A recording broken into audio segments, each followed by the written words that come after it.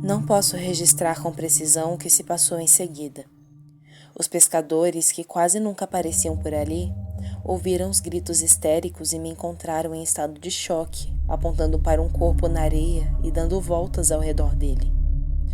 Sob convulsões, fui levado a uma enfermaria na aldeia próxima. Pelos 2 meses seguintes, a febre me deixou entre a vida e a morte. O rapaz morto era desconhecido na região. Por seus documentos, souberam que se tratava de Henri Clerval, suíço, de 23 anos. Minha presença junto ao cadáver tornava-me um suspeito natural. E embora em meu delírio eu me dissesse o assassino, tanto o médico como as autoridades concluíram que eu não poderia tê-lo matado. No pescoço quebrado de Henri havia marcas negras de dedos gigantescos. Por que não morri?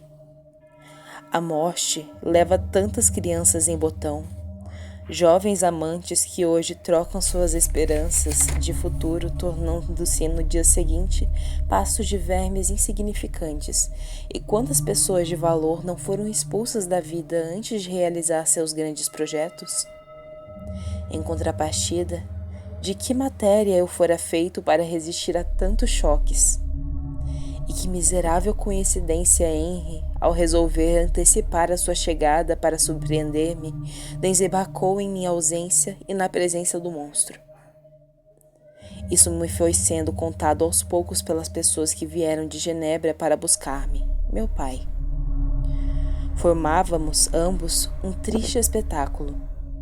A cada vez que o via, parecia mais velho e derrotado. Henri era para ele como um filho. Mas eu também não parecia muito melhor. Aos olhos de meu pai, deixara a casa paterna em busca de conhecimento e felicidade, e em vez disso só adquirira o conhecimento da fatalidade. Ele se referia às mortes de William e de Henri, atribuindo-as à mão do destino. Mal podia desconfiar que essa mão, ou mãos, saíram das minhas próprias mãos. Intimou-me a voltar com ele para Genebra, a fim de me recuperar de saúde e me casar com Elizabeth, o que nos estava prometido desde crianças. Tudo então ficaria em seu lugar e estaria quebrada a cadeia de tragédias. Como poderia dizer-lhe que essa cadeia só teria fim com a minha própria destruição? Mas eu próprio sabia que era urgente a minha volta. Comigo presente, o demônio não se atreveria a atacar minha família. E se atrevesse a aparecer, eu estaria preparado para bater-me com ele num confronto final. Em menos de um mês, retornamos a Genebra. Elizabeth recebeu-me calorosamente, mas não conteve as lágrimas ao ver a caricatura de ser humano que eu me tornara. Eu também vi mudanças em Elizabeth. Ela estava mais magra e perdera muito da celestial vivacidade que no passado tanto me encantava. Mas sua ternura e sua capacidade de afeto fazia dela uma companheira ainda mais adequada para um homem castigado pela adversidade como eu. Fixamos a data do casamento para dali a 10 dias. Inocente de tudo, nem ela nem ninguém sabia da existência do monstro. Ela cuidava feliz dos preparativos. Enquanto havia as voltas do seu enxoval, não me saía da cabeça a ameaça. Estarei com você em sua noite de núpcias. Onipotente e invisível, eis como eu vi o monstro. Marcar a data do casamento era para mim quase como selar o dia da minha morte. Mas depois de tudo que eu havia passado, isso seria uma bênção, e pelo menos teria realizado o antigo sonho de meu pai e de Elizabeth, de nos casarmos. Enquanto não chegava o dia, tomei todas as precauções para defender-me, no caso do monstro resolver antecipar o ataque. Armei-me com 2 pistolas e uma faca e vivi em estado de alerta. Curiosamente, à medida que o dia se aproximava, a ameaça começou a parecer exagerada e indigna de conturbar aqueles momentos de felicidade. Se por um instante tivesse podido adivinhar a inenarrável intenção do meu adversário, teria me banido para sempre do meu país ou desaparecido da face da terra, antes de consentir naquele desgraçado casamento. Depois da cerimônia de casamento que se realizara de manhã, houve uma grande festa na casa de meu pai. Estava decidido que deixaríamos os convidados entregues aos festejos e iríamos de barco para Evian. Ali, passaríamos a noite, seguindo viagem no dia seguinte. E assim se fez. Entramos felizes no barco nupcial que deslizou pelo lago de Genebra como se passeasse em revista a beleza branca do Monte Salève, as lindas margens do Montalegre e, ao fundo, a imponência do Monte Branco. Com Elizabeth em meus braços, o dia transcorria sereno e as velas do barco levavam-nos sem pressa ao nosso destino. Chegamos a Evian ao cair da tarde, e assim que pusemos os pés em terra firme, foi como se eu voltasse à realidade, à terrível realidade. Elizabeth percebeu a mudança em meu estado de espírito e procurou distrair-me, falando das perspectivas da nossa viagem. Mas eu não a ouvia direito. Quando entramos na estalagem, da qual éramos os únicos hóspedes, as sombras pareciam mais densas do que nunca. Instalamo-nos em nosso apartamento, de cujas janelas viam-se de longe o paredão das montanhas. Para tranquilizar-me em meu definitivo, resolvi inspecionar os arredores. Disse a Elizabeth que queria meditar um pouco e deixei-a a sós, confiante de que estava segura. Saquei da pistola e contornei a estalagem por todos os lados. Caminhei pela margem do lago de uma ponta a outra. Avancei em direção ao bosque vizinho, espiei por trás de cada árvore e, dando minha investigação por satisfatória, retornei mais tranquilo para a estalagem. Atravessei o saguão deserto e subi calmamente as escadas. Elizabeth me esperava, como fizera durante toda a vida. Nossos destinos iriam por fim entrelaçar-se, e nada poderia turvar a nossa felicidade. Quando abri a porta do quarto, a visão foi a mais pavorosa que eu poderia imaginar. Elizabeth morta na cama, o rosto transfigurado pela asfixia, as roupas rasgadas, sua pureza violada, e um filete de sangue desenhando os lençóis. Como posso estar aqui descrevendo a destruição da melhor e mais pura criatura que já habitou nesse mundo? Como posso ter deixado a sucessão de tragédias me anestesiar a esse ponto? Meu pai, ao presenciar o inesperado cortejo que se aproximava lentamente de sua casa e ao ser informado do que havia acontecido, teve morte fulminante. Por que não me aconteceu o mesmo? Por que o demônio me poupou, condenando-me a sobreviver para a amargura e a perda dos meus entes mais queridos? Agora já eram 4. William, Henry, Elizabeth e meu pai. Restava Ernest, meu outro irmão, e eu próprio. Durante o velório de Elizabeth e de meu pai, enquanto muitas mulheres choravam debruçadas sobre os 2 esquives gêmeos, houve um ruído da janela. E lá estava ele, o demônio. Ria em silêncio, apontando com o dedo asqueroso para os caixões. Instintivamente saquei a pistola que trazia comigo e compurquei a solenidade daquele momento disparando contra a janela. Mas ele já não estava mais lá. O tiro despertou-nos dos nossos tormentos. Chamei as autoridades e disse-lhes que vira o assassino. Um comando de vigilantes comigo à noite saiu para a captura. Sua pista acabava no lago. Tomamos nossos barcos e cortamos as águas de margem a margem jogando redes. O bosque foi enquadrinhado por homens e cavalos. Tudo em vão. Horas depois, regressamos.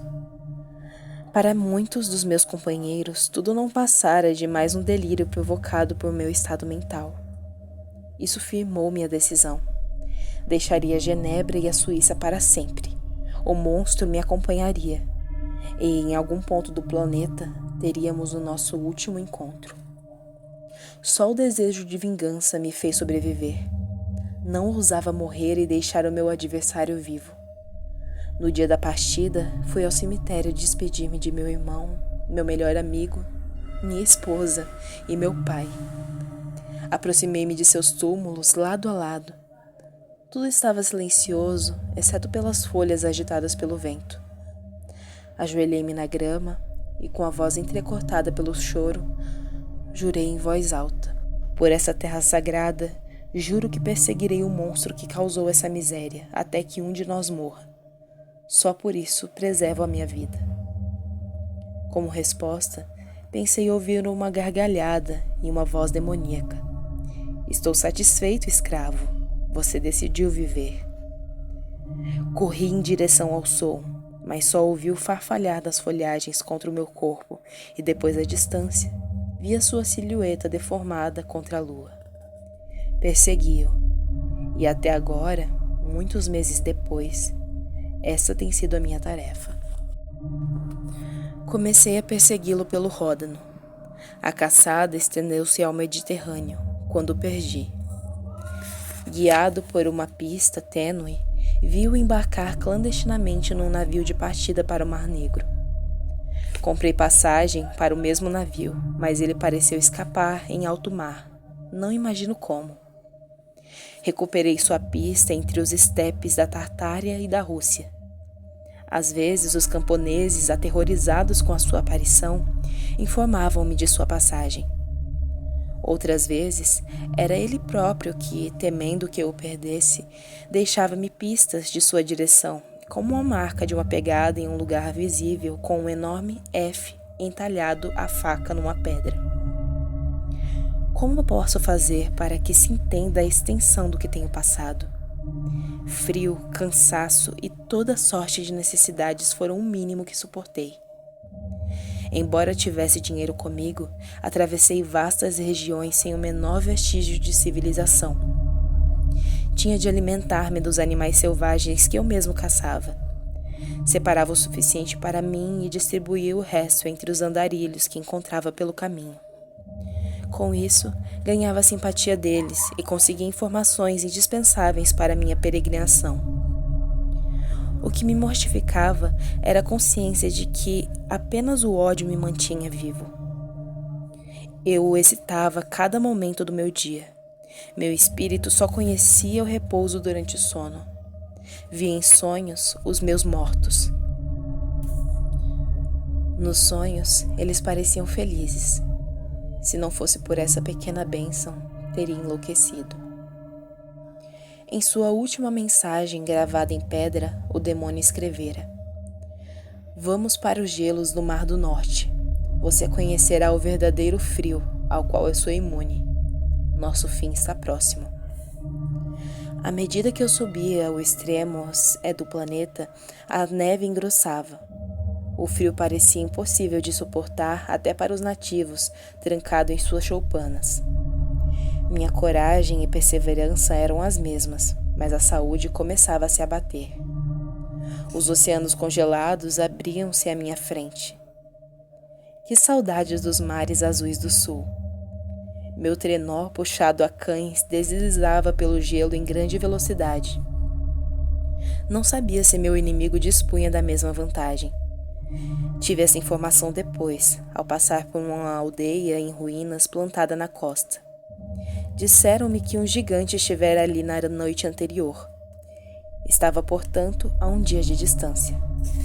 Armado de várias pistolas, saqueara a comida que eles tinham reservado para o inverno e se apoderara do trenó e dos cachorros. Para o espanto dos aldeões, o gigante fora numa direção que não alcançaria a terra, arriscando-se a ser destruído pelo gelo ao se quebrar ou morrer congelado. Ao ouvir isso, quase caí em desespero. O demônio escaparia da minha vingança, ou morrendo antes, ou eu morreria primeiro, e se fosse essa sua pista, por uma região a quem nem os nativos conseguiam sobreviver, eu estava perdido. A ideia de que ele poderia não morrer e zombar da minha vingança fez com que eu reunisse minhas últimas forças e prosseguisse a viagem rumo ao desconhecido. Quantas semanas se passaram naquele inferno gelado? 3? 4?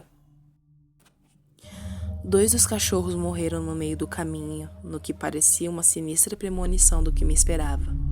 Mas eu persisti. Desamarrei o animal morto, alimentei os demais e brandi o chicote para continuar a perseguição. Meus sentidos já falhavam. Estava quase cego pelo reflexo permanente do gelo em meus olhos. Mesmo assim, eu finalmente o vi. O demônio estava a menos de 2 quilômetros da imensidão branca. Meus olhos transbordaram de lágrimas que logo enxuguei para que não me turvassem aquela imagem tão esperada. Quando o fim finalmente parecia mais perto do que nunca, o mar roncou sobre meus pés, como se alguém estivesse moendo uma montanha. O gelo trincou com um rugido que imitava um trovão. Icebergs surgiram das profundezas e, num segundo, espetaram suas pontas para o céu. O mar reapareceu e elevou-se em ondas de alturas de casas. Só me lembro que, antes de desmaiar, concluí que perdia meu inimigo para sempre.